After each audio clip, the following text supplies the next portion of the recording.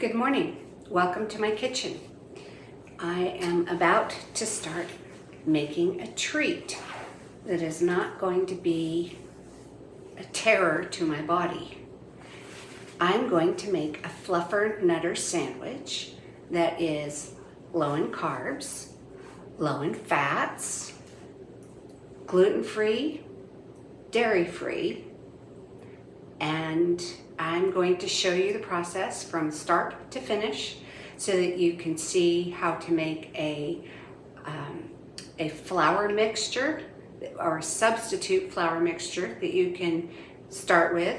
And I'll make the bread item, and then I'll make the peanut butter part of the FlufferNutter sandwich, and then I will make the marshmallow fluff part of the FlufferNutter sandwich. So again, welcome to my kitchen.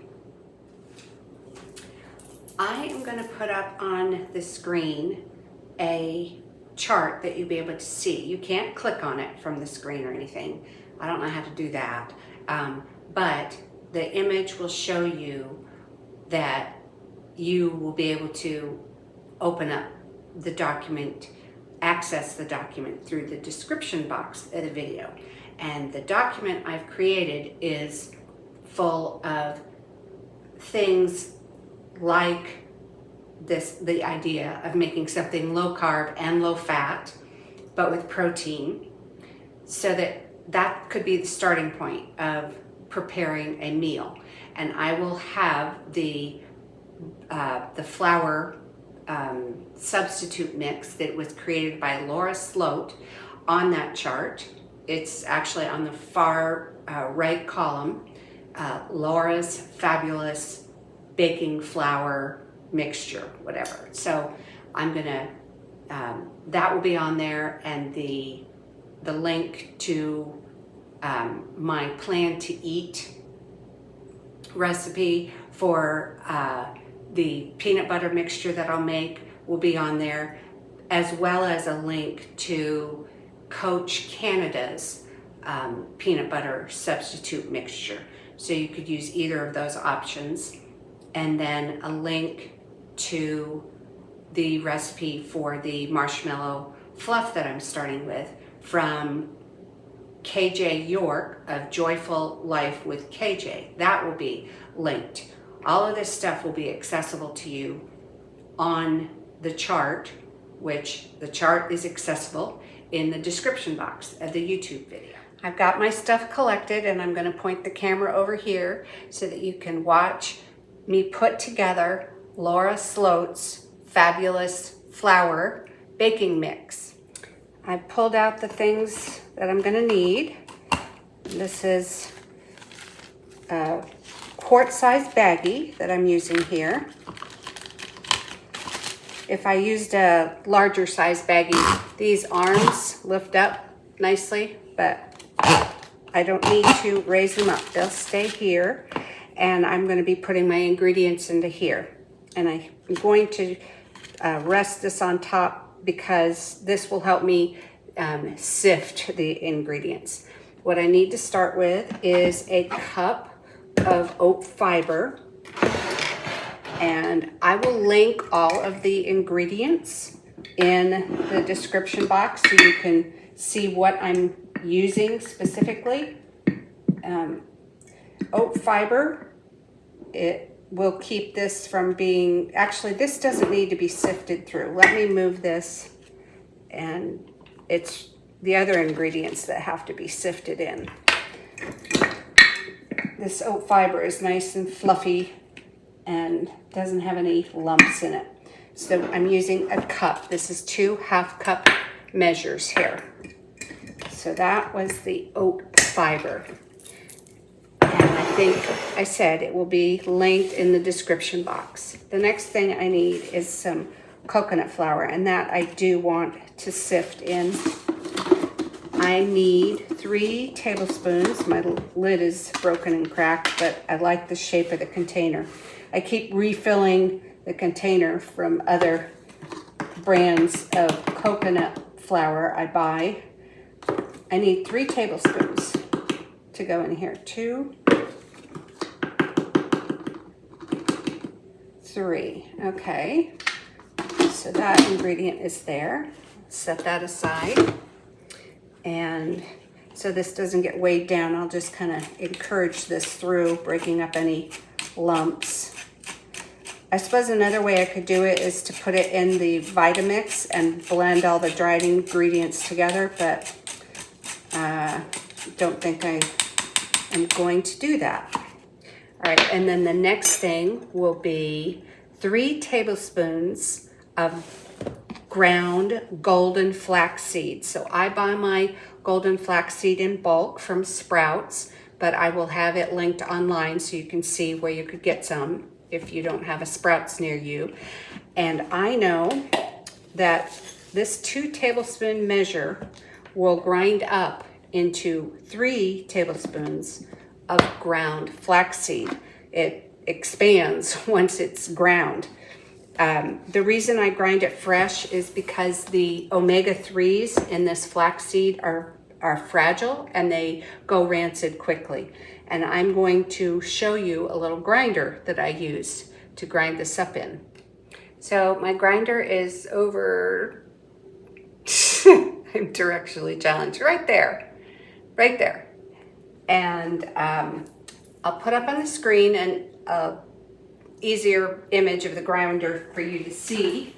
The thing I love about it is the removable chamber.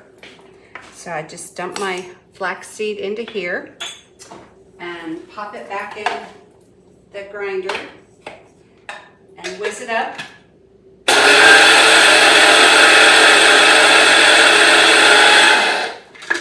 Okay, pull that out. And I now have some freshly ground flax. So I'll dump that into here. Actually, I don't need to sift it through. It's not lumpy or clumpy. But now all I have to do is just wash this chamber out quickly. I'm gonna give it a rinse. Okay, all cleaned out, and I'm gonna let it sit over here to dry out. And the next thing I'm gonna add is I'm gonna be adding almond flour. So this is my container out of the freezer of almond flour, and it is lumpy, and it is a mixture of kind of the pure white almond flour and some almond flour that had the skins ground into it. So I mixed the 2 together to try to lighten up the one that had the skins with it, but it's what was available at the time. So I need 2 tablespoons of almond flour, and it does need to be sifted in. So I will just work that through with the spoon so it doesn't have the lumpy pieces in my flour mixture once I get done. Okay, that should be good enough. Okay. All right, just one more ingredient and we're gonna have a flour mixture put together. So the next thing I need to use is a 1/2 teaspoon of glucomannan.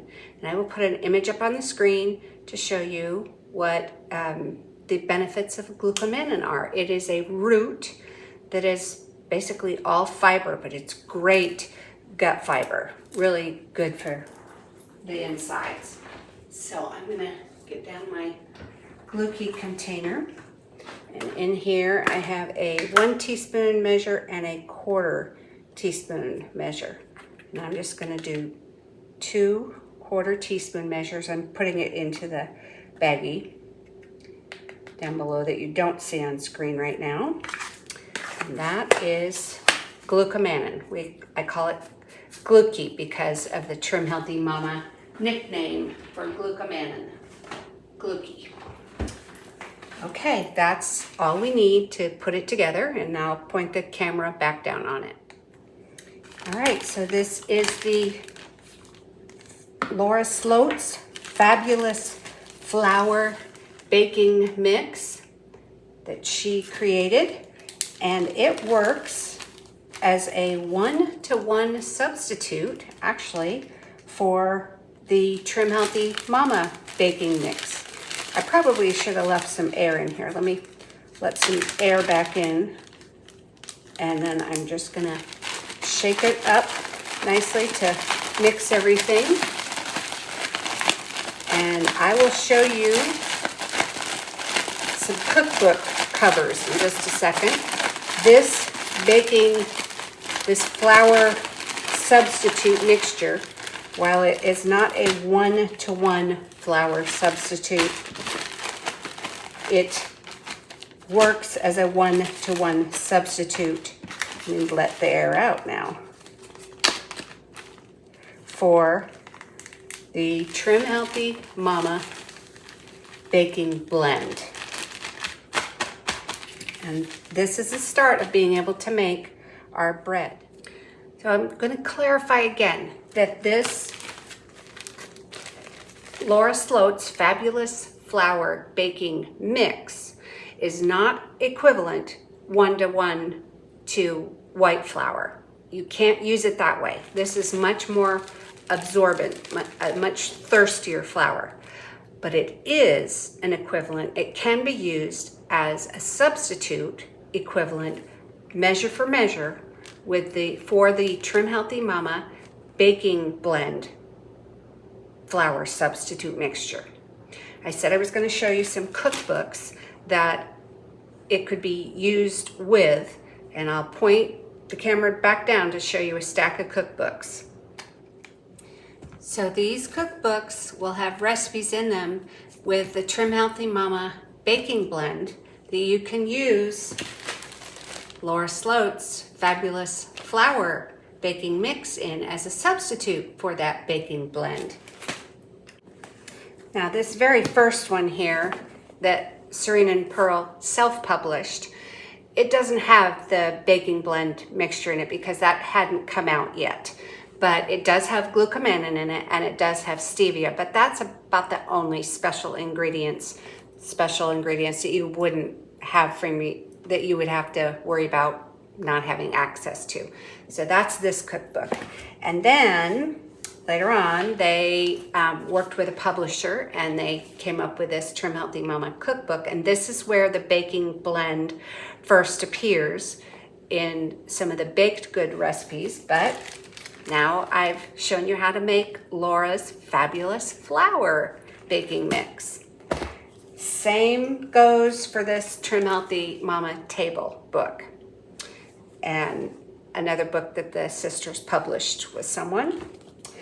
And then there are two more cookbooks that the family members published. We have the sister's niece, Rashida. She created this Trim Healthy Future cookbook. There are a lot of great recipes in here that do use the baking blend. And then Serene's daughter-in-law published this Trim Healthy Indulgence, and it's indulgent because it's all desserts in here. Just and beautiful visuals, lots of recipe pictures, and kind of step-by-step stuff. So those are options if you're a cookbook person and you want to have them. But not to worry.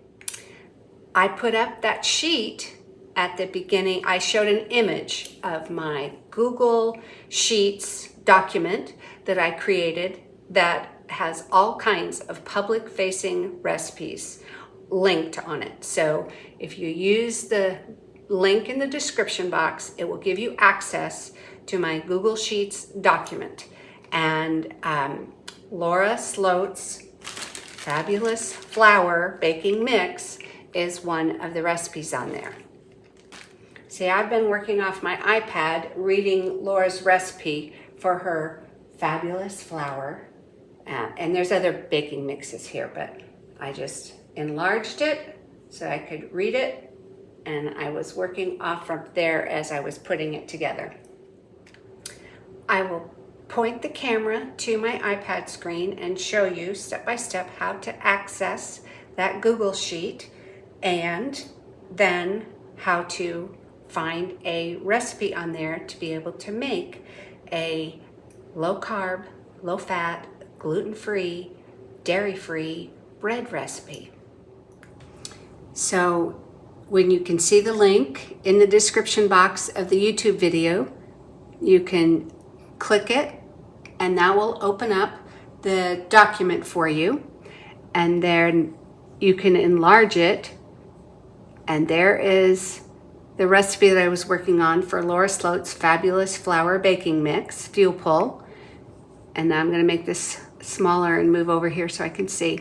So there's breakfast, lunch, dinner recipes, and there's 7 across, and this is almost 4 down.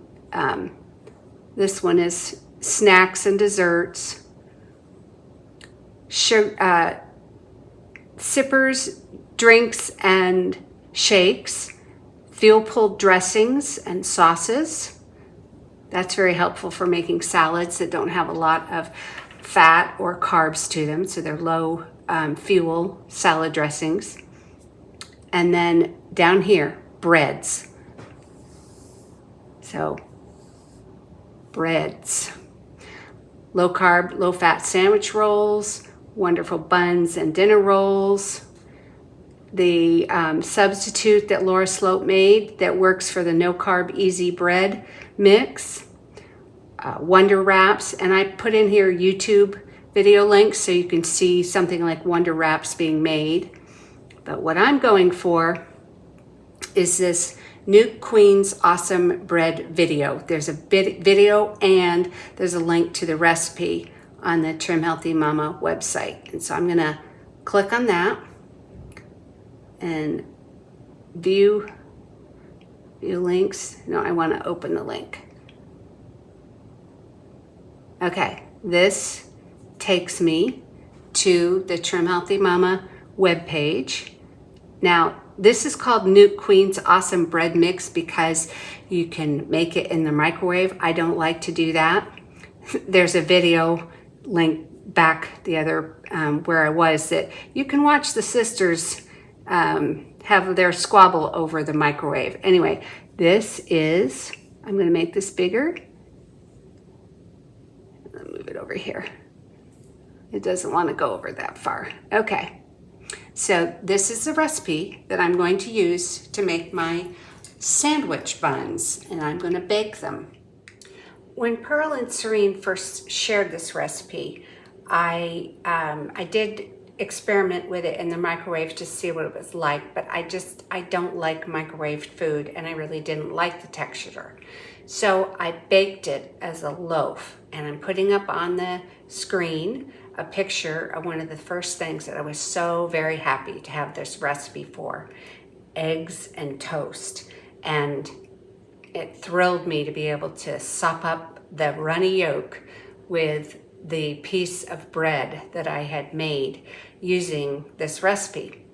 But with time, I have settled into just making it as sandwich buns because they're more useful to me, and because the sliced bread tends to be a little bit fragile, and it frustrates me if I have a broken slice of bread to mess with.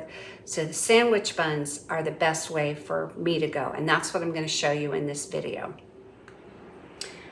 So we have our baking blend flour mixture, our Laura's Fabulous Flour mixture, and we're going to use this and the recipe that's on the iPad, and I've got my oven heated up, so we're just going to throw this together. And my pans have been sitting out here. There's actually 2 of them here, 1, 2, and this will make sandwich buns for me. All right, I need to put in 1.5 cups of Laura's Fabulous Flour. So I'm just gonna scoop in here. Obviously, you could make as much of this flour mixture as you wanted. I just made 1 small batch. So there is 1 cup and 1/2 cup. I will have a little bit left over out of this single batch I made. Okay, so see, I don't have much left from that initial batch, but I can certainly double, triple, quadruple that batch so I had more baking blend in the future, her Fabulous Flour if I want in the future. Now I'm going to put in my other dry ingredients. It calls for a 1/4 teaspoon of mineral salt, so I'm just going to kind of eyeball it. That should be about a 1/4 teaspoon. And it also calls for a tablespoon of baking powder. So I'll dump that in. And the other dry ingredient would be the super sweet. Now I don't have super sweet, so I'm going to use what I have. I have stevia. I keep stevia in this little canning jar, and I have in here a small, teeny tiny little donk spoon, which is 1/32 of a teaspoon. That thing is 1/32 of a teaspoon, and this is 1/8 of a teaspoon. This actually will hold 3 donks. Now, I'm looking at the recipe, and it says 1/2 teaspoon of super sweet. That's probably the equivalent of 1.5 teaspoons of sweetener. And so I'm just gonna calculate that would be 2 donks of stevia. Stevia is about the cheapest sweetening option that I could use, and I don't need a lot of bulk for this baking mix. If I needed more bulk, I would use allulose.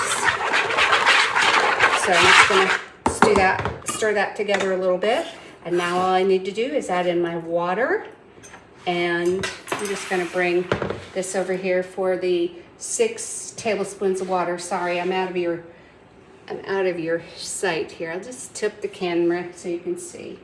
1, 2, 3, 4, 5, 6. 6 tablespoons of water. You're off kilter. Let's see if I can straighten you out a little bit.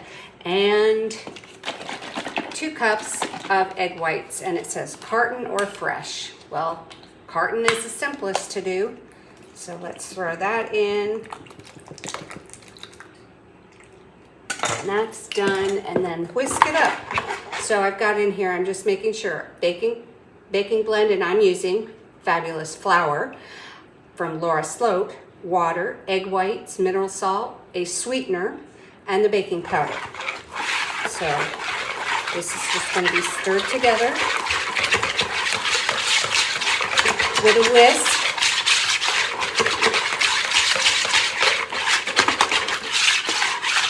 And it is mixed.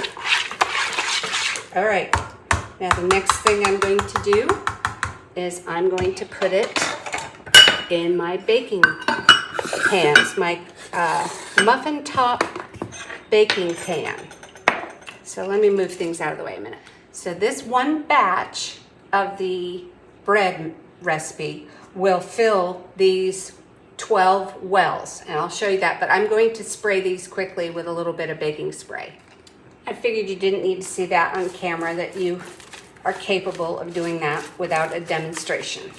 And I'm going to gather up the batter, and I'm just going to have to estimate to fill each well with about the same amount of batter, and I may use my hands to spread it out evenly after I get it divided up amongst the 12 wells. And this will work out well for hamburger buns and all kinds of sandwiches, like a FlufferNutter. I'm gonna be doing that, but and sometimes you can divide these in half if you don't want it thick like a hamburger bun, so you could use one of these buns for a sandwich. It works with all kinds of things. Anything you could use a bun for, you can use these for. So I think, let me just, I'm eyeballing, trying to see some evenness here, make sure it's even before I pat them out. This looks like it's a little bit more. Okay. Move these around just a little bit. If I wanted to be very precise, I suppose I could use a kitchen scale, but I'm not that precise. And now, this is a very wet batter and not sticky, so I can just use my fingers to pat it out evenly. and then it will get popped in the oven. Now, I can sprinkle some sesame seeds on top if I would like, so that it has a little nicer look to it, especially if I were using them for hamburger buns. And I'm thinking while I'm doing this whether or not I want to leave these plain or whether I want to add sesame seeds to them or not. I think I'll just leave these plain without the sesame seeds. And that one feels like it's a little fuller than the rest. This one felt a little scant over here too, which has more. So just move things around. Okay, let's make sure this one has enough. This one still seems like it has a little bit more than the rest. Okay, so I think it's pretty evenly divided, and now these are going to go in the oven. And I will have sandwich buns. Oh, another great usage that I like to use these for. I'll bring the camera up just a second. So in addition to using these as hamburger buns, sandwich buns, FlufferNutter buns, I love to use these as garlic buns, garlic rounds. And I mash together some softened butter and some roasted garlic, or if I don't have much time, I'll just use garlic powder, salt, maybe dress it up with a little dried parsley or fresh parsley or basil or whatever, and we can have garlic bread that is not damaging to our waistline. So these buns are very, very useful. If this were baking as bread, it needs to be baked in a small loaf, like an 8-inch by 4-inch, 9-inch by 5-inch Pyrex loaf pan. And if you were microwaving it, it says 10 minutes, and it says if it's in the oven, 350 for 45 minutes. But I find the fastest, most useful way for me is these buns. So these are going in the oven now. Put them over here. They fit side by side in my oven very nicely.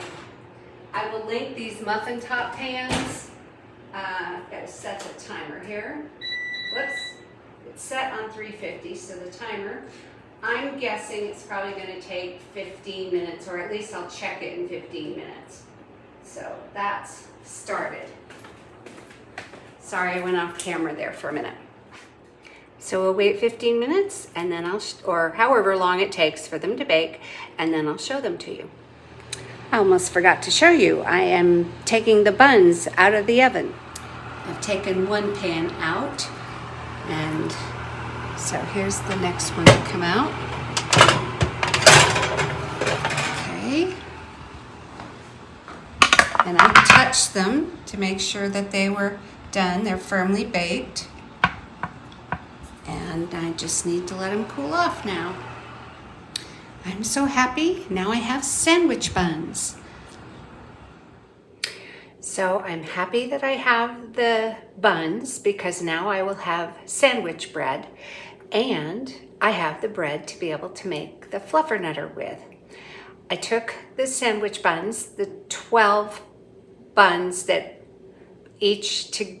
two of them together would make a hamburger bun set or a sandwich bun set, and I wrapped them up in twos in saran wrap so I can put them away in the freezer because I'm not going to eat them all at once. It will be nice to have these put away in the freezer, except I'm going to need to use a set for the FlufferNutter sandwich. But let's talk about this little bit of remnant that we had left over from making a batch of the sandwich buns, or a loaf of bread if that's how you choose to do it. This was what was left over from Laura Sloat's batch of fabulous flour baking mix. I want to show you that this little bit is enough to make a single serve bun, and we'll do it in the microwave. I'll point the camera down so that you can see me assemble the ingredients for a single serve fuel pull bread that you can cook in the microwave.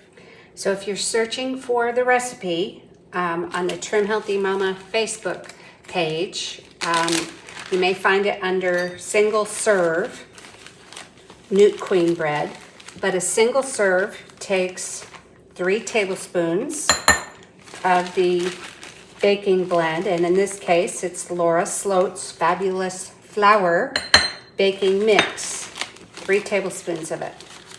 And we still have some left over, but not 3 tablespoons. So I'll just save this and add it to the next batch I mix up. All right, and the next thing we need is we need 1 teaspoon of water. So this is a tablespoon. I'm just gonna do about 1/3 of it full here. 1 teaspoon of water. And then it needs 1/4 cup of egg whites. And I have a little bit left here in a carton that I hadn't finished up. We'll see if I get 1/4 cup. If I don't, I will crack an egg and make sure I get 1/4 cup. I am just barely eking out 1/4 cup. We're gonna go with it. It's a little shy, but I think it will work. And so that's the egg whites and a pinch of mineral salt. We don't wanna do it too salty. And 1/3 teaspoon of aluminum-free baking powder. So I'm stepping over to get that. Now that 1/3 teaspoon, that's a very tiny little amount. Let me get my spoon. So I've got a teaspoon measure here. 1/3 teaspoon. Well, that's not gonna be a half. That looks to be about 1/3. Sprinkle that over it. Is that everything in here? The baking blend, the water, egg whites, mineral salt, and the baking powder. That's everything. So let's go ahead and mix this up. Now, I did not spray this container. It says to, the bottom of the recipes has coconut baking spray. Well, I didn't spray my container, but we're gonna go with it and see what happens. I'm just gonna mix this up well and then clean down the sides. And this should be a single serve of the Nut Queen bread. Now before I'll go ahead and bake this. I was thinking maybe I should make the peanut butter mixture first, but no, I'll go ahead and bake this. Let's clean down the sides. So if you're curious about the container, my baking dish, this is a 14-ounce ramekin that I got from World Market. I bought a whole bunch of them when they were on sale a number of years ago, and I use these ramekins all the time because they make a perfect single serve casserole dish. And so I put up single portions of different things that will work in these to freeze. And then we have single serve meal items in the upright freezer in our laundry room. So there is our Nut Queen bread made with Laura Sloat's Fabulous Flour Baking Mix instead of the Trim Healthy Mama baking blend. So here we go. It needs to go in the microwave. Now I am not much of a microwave cook, so I'm gonna just watch this in probably, I'll set the first time for a minute and see what it does.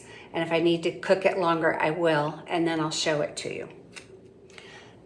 The steam is still coming off from it. It was exactly 1 minute. I watched it puff up, and when the minute went off, I touched it and it feels firm. So I'm gonna let this cool in the dish and get the peanut butter recipe mixed up, and I'll show you that next. Let's talk peanut butter.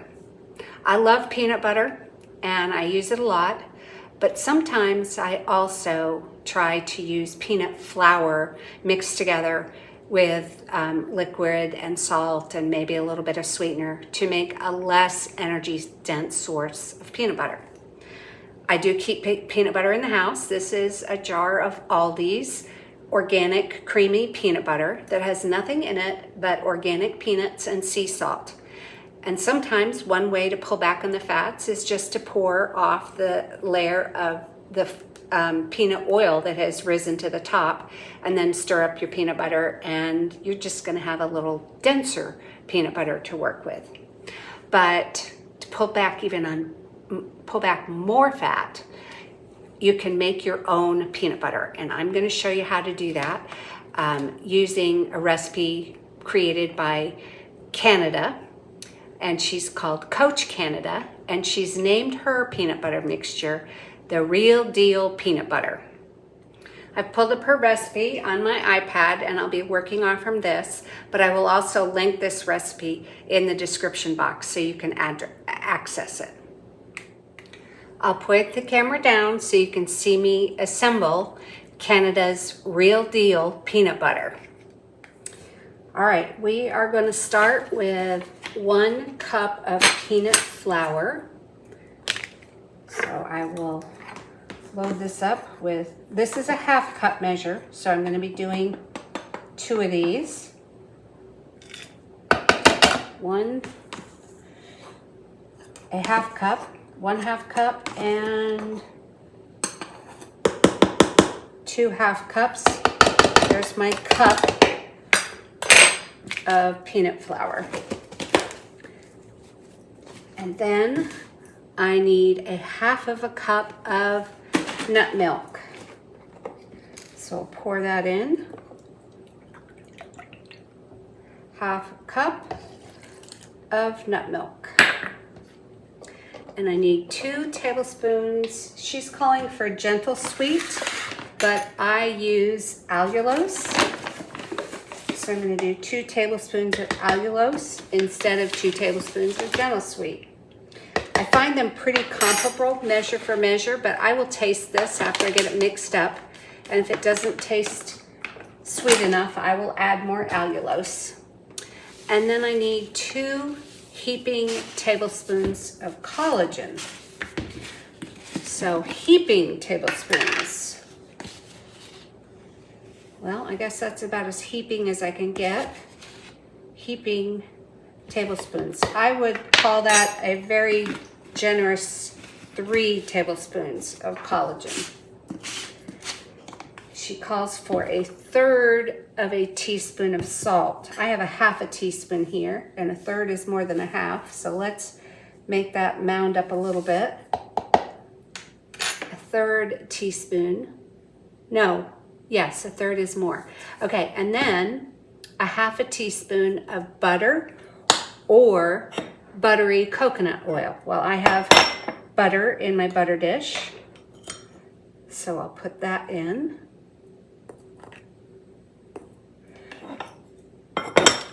And a 1/2 teaspoon of vanilla extract. And thank you, Laura Dean, for my bottle of vanilla so many years ago that I just keep refilling. Still got the old beans in it. I've added some beans to it. There's 1/2 teaspoon of vanilla extract. I went a little bit over. Now, this recipe calls for a 1/4 of a tablespoon. So a 1/4 of this measure of heavy cream or Silk heavy cream, Silk brand heavy cream if you want to have this dairy-free. Well, I don't have heavy cream and I don't have Silk heavy cream, so we're just going to go with what I have. And I'm going to mix it up and see how it turns out.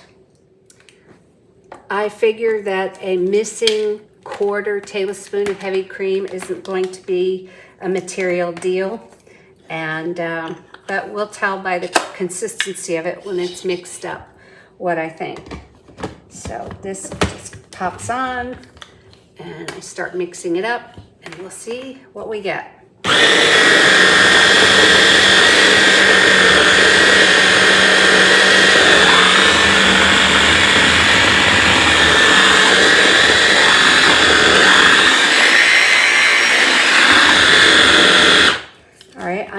open it up and look.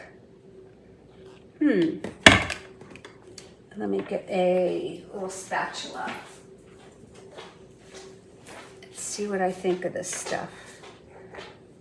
Well, it's got a nice creamy consistency. It looks like I didn't quite get all the flour on the bottom mixed in. So let me move this blade and then I'll poke around down here at the bottom and see.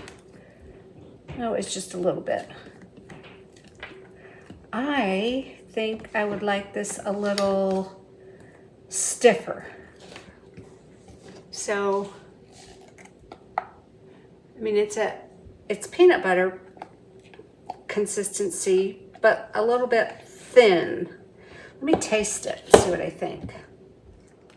I think Canada's had this recipe out in circulation for quite a while, but I've never made it because I've always taken the lazy route of just taking peanut flour and water and salt, maybe a little stevia, and mixing it up the way I wanted it, whether I wanted it dry or really runny for like a dip to have with an apple slice. This is runnier, like I would have with an apple slice. I do have to admit, it tastes better than when I just mix up peanut flour, water, salt, and stevia. It tastes a lot better. But I want it denser, so I'm gonna mix in some more peanut flour. I think what I'm going to add, well, I have a tablespoon measure in here, might as well be a little more precise. I think I'm gonna add 2 more tablespoons. And remember, I did not put in the 1/4 teaspoon of heavy cream, so I don't feel too guilty about adding in more peanut flour. And this may give me the consistency that I want. So I'm gonna pop the immersion wand back on here and give it a run.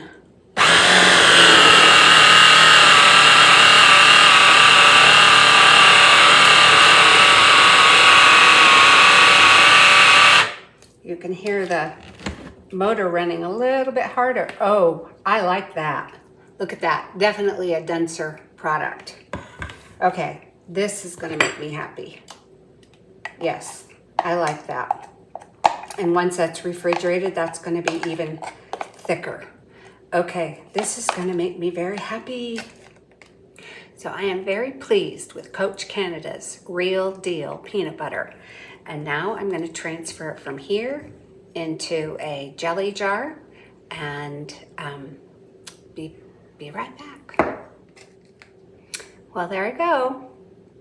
I labeled it on the top, peanut butter, and I labeled it on the front, Coach Canada's Real Deal peanut butter. We'll see what my husband thinks. I wonder if he'll call this the chemistry set. Next step, the marshmallow fluff stuff. The marshmallow fluff stuff to make the FlufferNutter sandwich and to make marshmallows with. So we have the New Queen bread, both baked, 2 slices of it together, 2 bun pieces together, and microwaved. And I haven't taken it out and cut it yet. I think I may end up liking the microwave version better. It looks fluffier and lighter. And this is a little styrofoamy. And I've got my peanut butter, Coach Canada's Real Deal peanut butter. So now it's time to make the marshmallow. As I was thinking through the marshmallow steps, I realized it would probably go a lot smoother at the end if I just went ahead and prepped my sandwich, my peanut butter and bread part of the sandwich. So this is prepared, and then I've got my tray ready for my marshmallows to go on, right there, my baking tray, foil-lined parchment spread. So now I will start the marshmallow part. Did you ever think of marshmallows as being healthy? Well, not if you think about all the sugar that's in them. But when you make them homemade, you can make them with allulose. And allulose has its own health benefits. I will put information about that in the description box. And I will show you the recipe that I'm going to use to make the marshmallows. The recipe is by KJ York of Joyful Life with KJ. I've got it here on my iPad ready to work with. And she calls this toastable marshmallows. But back in March, the last week in March of 2023, March 20th through the 24th, she hosted a free week of group coaching. And part of that free week included one of her live Zoom cooking classes in which she made this marshmallow recipe and used it as a filling for Easter eggs. And so she walked us all through making the shell, the chocolate shell for the Easter egg. And once we had that ready, then she had us make the marshmallow. And I can't remember if someone mentioned the marshmallow fluff that we were making being a good idea to use for a FlufferNutter or what. I can't remember, but I played around with that very day of making a FlufferNutter with this. And so that's what I'm doing for you now. I'm going to put the camera down so you can see things go together. I am going to be tripling this recipe. So the ingredients are 1/3 cup water, 2 tablespoons gelatin, a half a cup of water, 1 cup of erythritol, but I'm going to use allulose, and a splash of vanilla extract. And I'm doing everything times 3 because I want a larger batch. So I'm going to start with my 1/3 cup measure, and I'm going to put, this is the part where you soften the gelatin. So I'm going to put 3 1/3 cup measures in, just so you can see that I'm tripling this. So this is the part where you need to put the gelatin in to get it softening. And I'm using this gelatin, and see, it is healthy because it's got protein in it. Each tablespoon is 10 grams of protein. And it calls for 2 tablespoons of gelatin. This is this scoop is 1 tablespoon. So I'm going to put in, I'm sprinkling over the top, 1, 2, but that would be a single batch. And now I'm going to do this 2 more times. I'm going to add in 2 more portions. 2 tablespoons is a portion. So there's 1 of the tablespoons and the 2nd tablespoon. So now that would be a double batch if I stopped there and had the right amount of water. And now here comes the triple batch part, the 2 more tablespoons of gelatin. And that goes over the top of the water to soften while I get the hot sugar mixture made. And the hot sugar mixture is a half a cup of water, which I'm doing 3 times. So I'm gonna just do this. 1 half, another half, and another half. That's 3 times, so I'm using 1.5 cups of water. And now I'm going to use 1 cup of allulose. And as I said, I will put a link in the description box about allulose. You might want to read about it. So I'm going to need 3 cups of it. There's 1,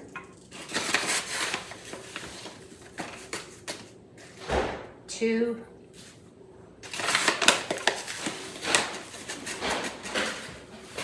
let's shake off some of that. There's the 3rd cup.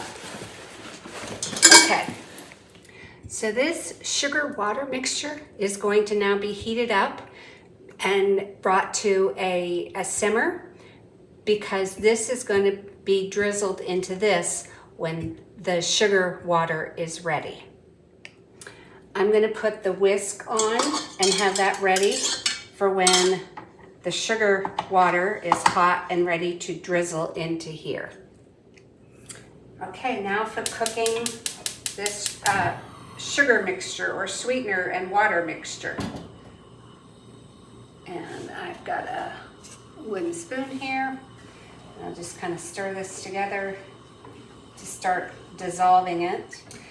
I'm just going to stand and stir this until it gets hot and a little bubbly.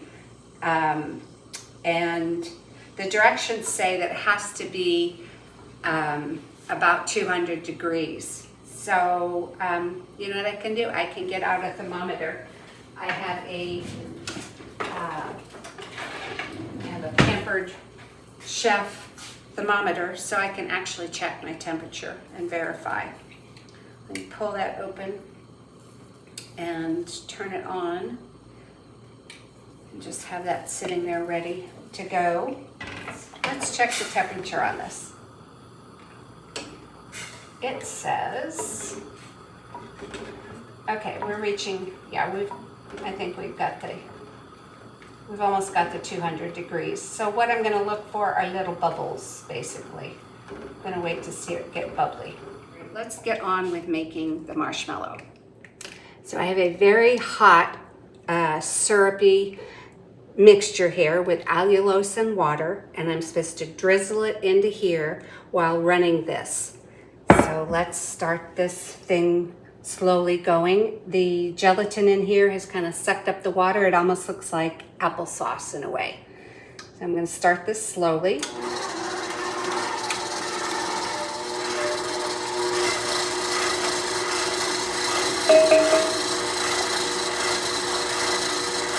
A little bit more to pour in.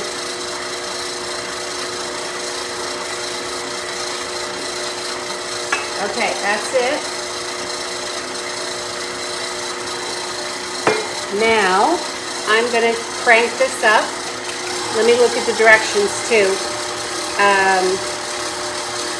Slowly drizzle the syrup into the stand mixer as it is whisking the gelatin. Add a splash of vanilla and mix on high for 7 to 10 minutes. That's a long time. I'm going to turn this up higher.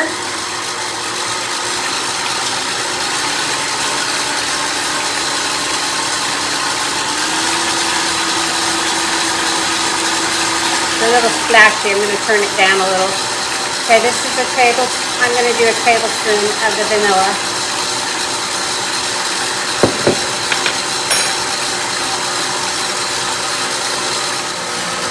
I've got a timer running in the background for 7 minutes, and I'll keep track of that. It's not ready. I've added 3 more minutes to go the whole 10 minutes, and I'm watching it, and I covered it because it's splashy. Probably that's because I tripled the batch. It's beginning to look a little more promising. There's starting to be tracings in it, and I'll show that to you in a minute.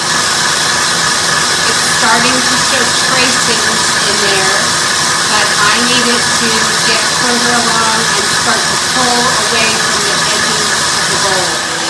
I just added another minute, and I'll show you again in a second what this looks like. There's 30 seconds left on this pan, but this still needs to go a little longer. I think it's almost done. When I lower the bowl, I can see that it takes more shape. So I realized I should have only done a double batch instead of a triple batch. But I'm going to keep pressing forward and see what happens. See, this part's whipping more air into it, but then when I raise it, I'm getting down deeper into the bowl. So I've been alternating between the two things.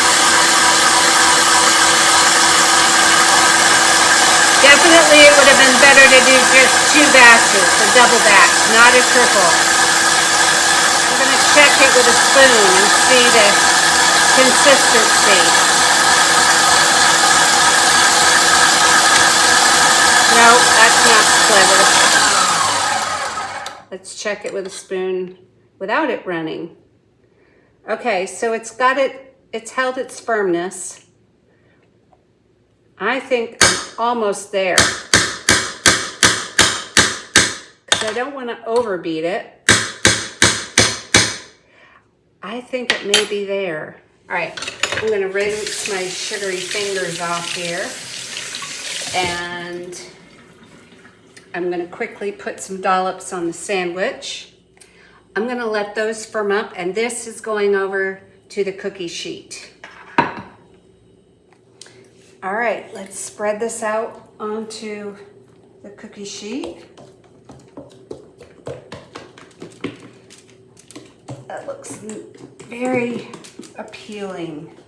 So pretty. All right, let's spread this out evenly. I'm going to move my parchment on here, reposition it just a little bit. Okay, and then just spread this out so that it can start drying out. And KJ's directions say it needs to dry out a number of hours. How many? I don't know. I'll have to look at the directions again. I'll put her sheet up on the screen. You'll be able to see that. Okay, just I want to spread it out evenly so that when I cut my marshmallow squares, they're all about the same height. See, it's already starting to set up a little. Let's brush this off and add that in. Don't want to waste any of my precious work here. All right, there we go. Now to dry. And I have my FlufferNutter sandwiches, but I'm going to make myself a glass of Trim Healthy Mama milk. The drink I'm going to make is called the Bummy Builder.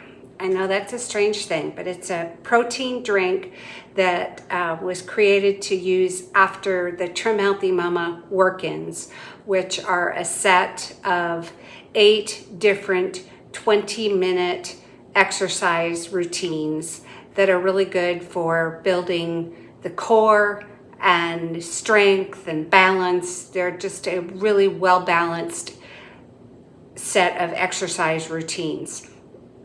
But I don't like to do them. I don't like to exercise. I once did them for 8 weeks straight, and then I never did them again. I did them 8 weeks straight, committing to 3 times per week, doing a 20-minute routine at least 3 times in a week. And then I never did them again. But anyway, I love the Bummy Builder drink.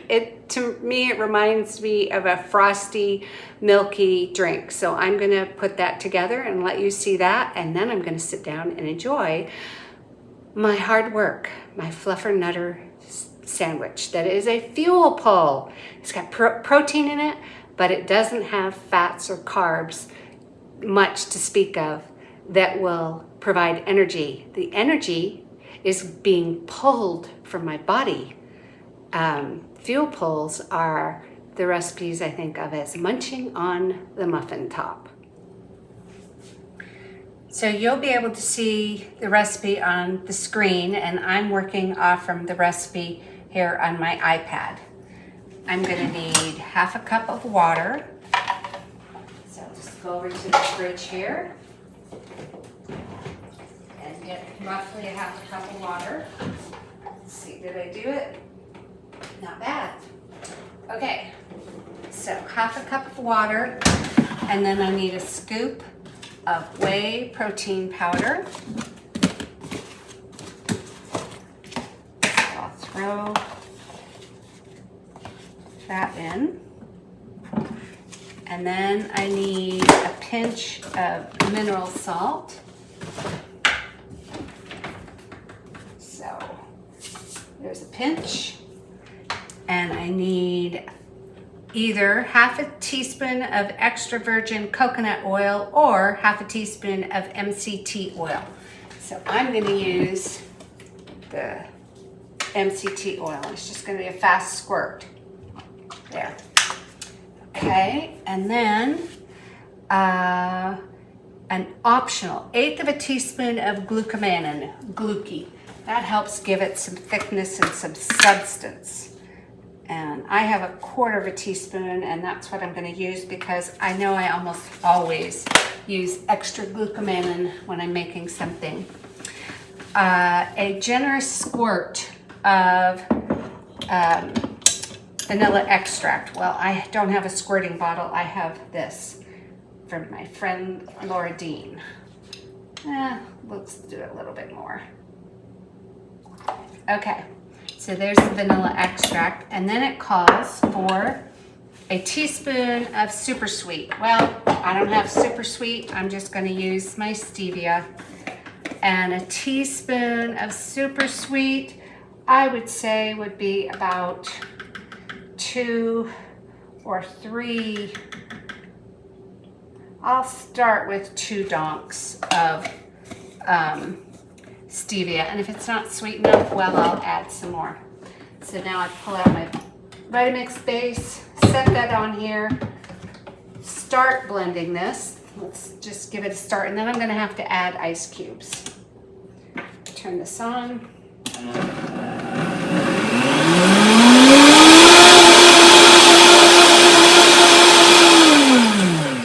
Now I'm going to get some ice cubes, and I think I am going to serve it up in this jar.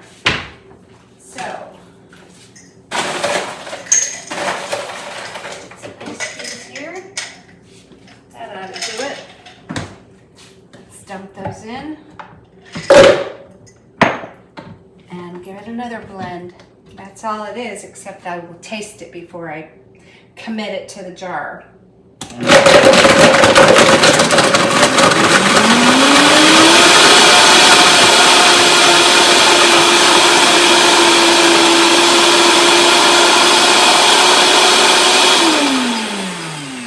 Okay, my very icy, nice drink is blended. Let's see how it tastes. If I want to change anything about it. Whoops, wrong end of the straw. Oh, this looks nice. No, that's perfect. It's absolutely perfect.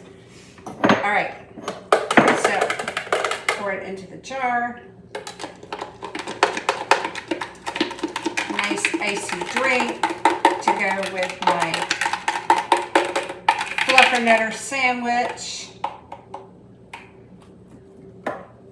Got the lid. And we're going to sit down and have a FlufferNutter.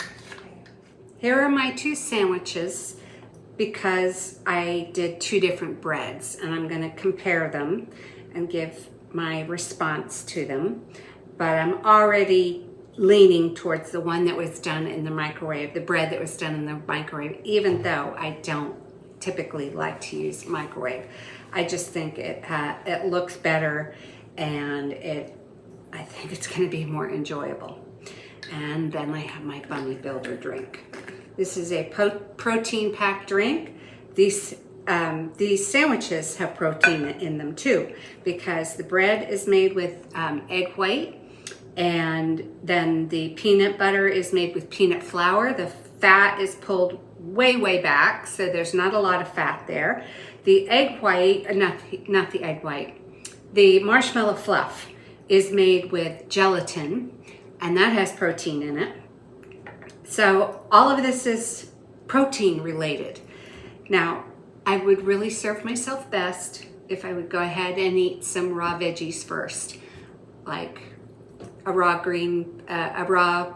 cucumber, or a raw red pepper, or raw carrots, or celery, or sugar snap peas. All kinds of crunchy, enjoyable raw vegetables would be a good foundation to start with. Let's, but I'm not this time. That tastes like a really good little icy milk drink. I want to take a bite of that first, but I'll take a bite of this one first.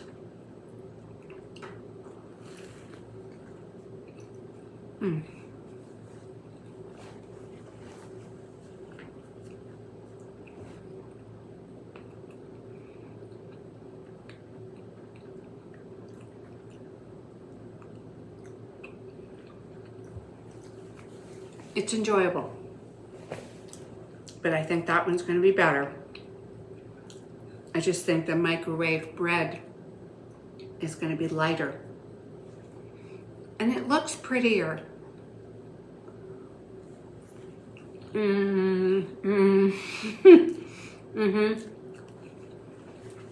Much better. Okay, this is much better. Now, let me sum up the whole FlufferNutter marshmallow experience. I would probably not make the marshmallow fluff just for the sake of having a FlufferNutter. Now, I might mix up a bunch of them and wrap them up, and maybe, you know what? This will be my test case. I will wrap this one up in saran wrap and put it in the freezer. And when I get back from my trip, I will unwrap it and see how it did freezing it. Because if it freezes well, then what I'll do is I'll make some of these. This version, the microwave version, make a single batch of fluff, unless I want to make more marshmallows, because they have that whole big tray of marshmallow, the fluff sitting there drying to become marshmallows. And if that works really well, then I'll repeat that process again. Mostly it's just a fun thing for me to do and get to enjoy a sweet. So there's my summary of it all. Oh, and I was telling you a story about how I found Trim Healthy Mama. I was relieved that I could eat carbs again in a healthy way. And that was in 2013. And everything went great. I had a great time playing around with all the recipes and being feeling like I was part of this fun food community that was talking about the alphabet of choices, S meals that were low carb meals, and E meals that were low fat meals, and fuel pull things. But in, excuse me, got some sandwich in my throat. In 2016, I went through menopause, and all of a sudden things stopped working for me, and it was very frustrating. And I started to gain a menopause belly. I started to develop this tire around my middle, and my weight just kept creeping up. And I tried things like doing fuel cycles. It's something in the Trim Healthy Mama world. I tried doing special menus called the Stubborn Losers menu. And I think they actually came up with 2 or 3 Stubborn Losers menu. Well, I don't like living that planned. I like to just kind of fly by the seat of my pants and cook what appeals to me from day to day. And so menu living isn't for me. But for 2 years, I searched and searched for answers. And one day, in the Trim Healthy Mama Facebook groups that I hung around in, and still do, I saw a post from another woman who said that she put up a little chart, and it had some blood sugar number targets. And she said she did not eat until her blood sugar reached 85. And I thought, that's interesting. But I was trying to find out, where did that chart come from? And I kept searching using different keywords. And on the internet, I found a blog post called How to Use Your Fuel Gauge as a How to Use a Glucose Meter as Your Fuel Gauge. And there was the chart. And so I read the article and I started applying the principles. I got myself a glucose meter. I had no idea that I had some pre-diabetic glucose, morning fasting glucose numbers, but how would I know? Because you don't feel it. So by testing my glucose numbers in the morning, I found out that I was in the pre-diabetic range of numbers. And I started, instead of eating every 3 to 4 hours, as is suggested by Trim Healthy Mama, I started waiting until my glucose started to come down. But I also searched out who wrote that blog post, and I finally identified that it was a man named Marty Kendall of optimizingnutrition.com. And I reached out to him because I was having success. And so I was applying my Trim Healthy Mama meals and eating to the idea of waiting until my glucose number came down, based on his article, How to Use a Glucose Meter as Your Fuel Gauge. I've been doing that for 4.5 years now, and I've been learning so much from hanging around Marty Kendall's world of optimizingnutrition.com. He also has, you can look him up through DataDrivenFasting.com. You can search for data-driven macros, data-driven micros. I'm going to link Marty's resources in the description box so that you can find his free community. And he provides his information for free, how to use a glucose meter as a fuel gauge. He provides the data-driven fasting information for free. Now, if you want to do a class with him, a 30-day class where day by day you are taught a little bit more each day about how to use a glucose meter as your fuel gauge. The class is called Data Driven Fasting, and it costs $37, and it's a 30-day class. One is coming up on July 1st, next Saturday, and but he provides the downloadable manual for free. So if you want to learn by yourself, you can. He also provides the app, the Data Driven Fasting app, for free for 14 days. So you can use the app to figure out your personal hunger trigger. That means your ideal glucose number to wait to eat. But he gives you tips and tricks on what to do if you're just feeling so hungry you want to eat. Well, the tips and tricks really is you use a fuel pull meal. So you're not adding more energy to your body, energy in the form of fats or carbs. That's kind of what data-driven fasting is. Now, he teaches so much about nutrition, and I have learned a ton of information. I'm not an affiliate of his, but I hope everyone finds Marty Kendall's optimizingnutrition.com website and learns from it and takes advantage of the free education, or even more, takes advantage of becoming part of one of his 30-day, $37 classes. I'll link stuff in the description box. And I still use Trim Healthy Mama. I still consider myself a Trim Healthy Mama, but I apply both things. Marty's teaching from optimizingnutrition.com. I use a glucose meter as my fuel gauge, and I also learn from the Glucose Goddess. Her content is linked in the description box. I have learned from the Mastering Diabetes guys, Robbie Barbaro and Cyrus Kambata. I wanted to show you my sheet, my Google sheet. I'll put it up on the screen so you can see it. This is what it looks like printed out. It's really, really tiny printed out. So, and it's not meant to be a printed out document. It's meant to be accessed through my link in the description box. It's free. You can just go to the description box, use the link, and you'll be able to access this sheet.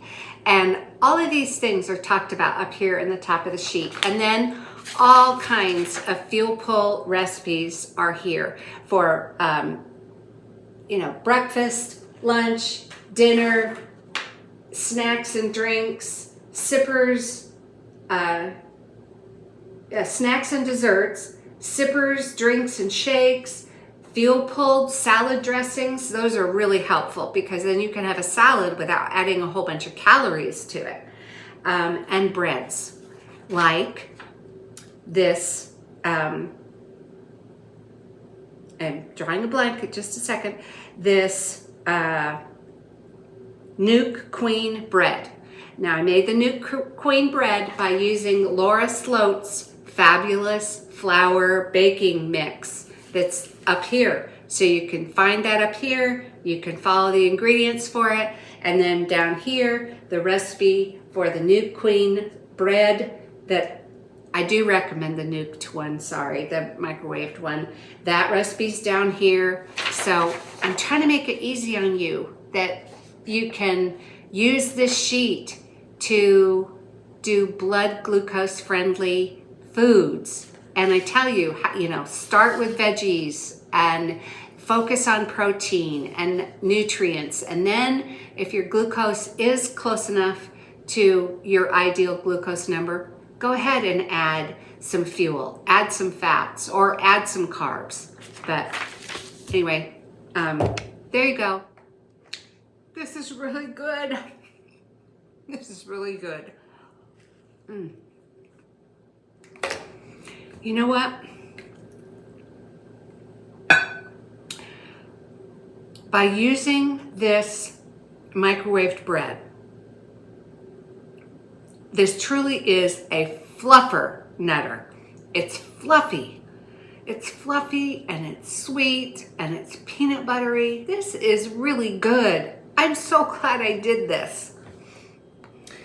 It's a new day, ladies, and I let the marshmallows sit out on the island for a couple of hours, but I felt like they were gonna need more time to dry, and so I stuck them in the fridge, and it's time to take a look and see what the outcome is. So I'm about to take them out of the fridge and check it out.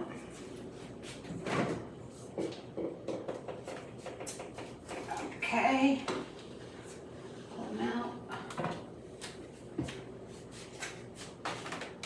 And we will see.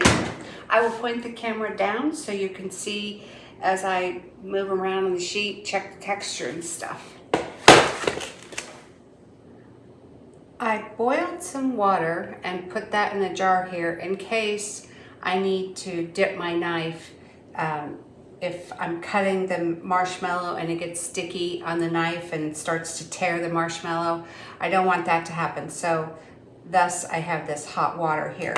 But first, let's check out the texture of this and see how it does. So pulling away like foam, styrofoam. Okay, it seems sturdy enough.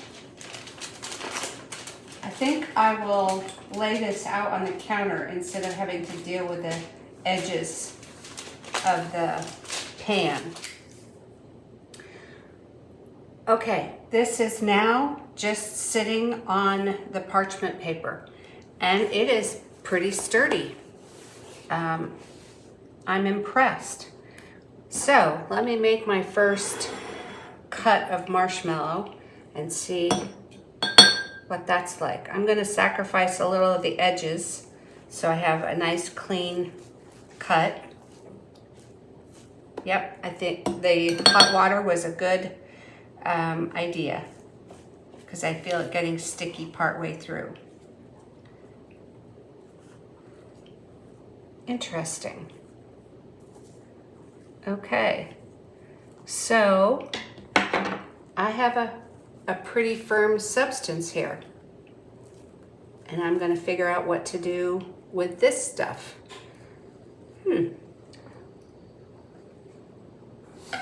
Nice clean edge, and I like the way that turned out. So I'm going to clean up this edge as well. I'll put that stuff there. Turn this so I can cut a little easier. Get my knife hot and come down through for as long as it won't stick, and about there it starts to stick.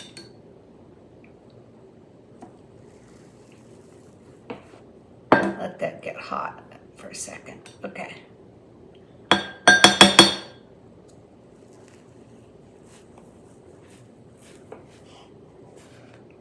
All right, this is working out well. I'm gonna keep cutting this up into squares, and then I will show you the outcome. The next thing I'm wondering about, now that this is all cut up, and I have a row of little pieces here, but then more generous sized pieces here, is I've been thinking about how do I deal with the outside? Do I create a coating on them or not? And I'm not sure. And rather than putting a coating on and having it turn wet and ruining the result, I will use my edges scraps to test out a couple different coating options. I have xylitol in the house. I have allulose. So those are my first two thoughts. And I will test those coatings on the edges. Now I know these will be shelf stable because of my experience with them in March, making them the end of March, and they lasted until Easter weekend. Some of the time they were out room temperature. But what I'm going to do is I'm going to slide this back onto the baking tray and put it back in the fridge until I know what's going to be the outcome with these edges. All right, so this is just going to slide back on here nicely onto the baking tray and go back in the fridge. So I did these two over here with xylitol and cornstarch. I know that's not allowed. And these two over here with allulose and cornstarch, equal parts, sweetener and cornstarch blended up together to be a dusting. And so I will just give them an hour or so, maybe 2 hours to sit here and come back and check on them and see what I think. Well, here's what I think. I think this has been a very winning experience.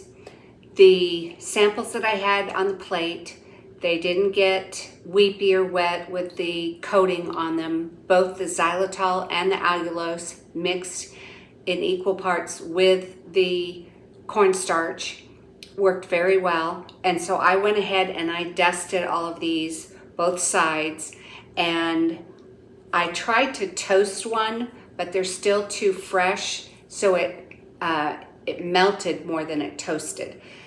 That tells me that they just need time to dry out. But I can hold this without it being tacky or sticky, and I've got another day to spare before I have to pack these away in a box to travel with. So I'm going to leave them open like this in the refrigerator and continue to let them dry, and then I will pack them up. I've already tested out this box here, this container, so you can see I've got the residue. I put them all in here, and all of these fit beautifully for travel. So I am very excited about being able to take marshmallows with me and share them with my loved ones.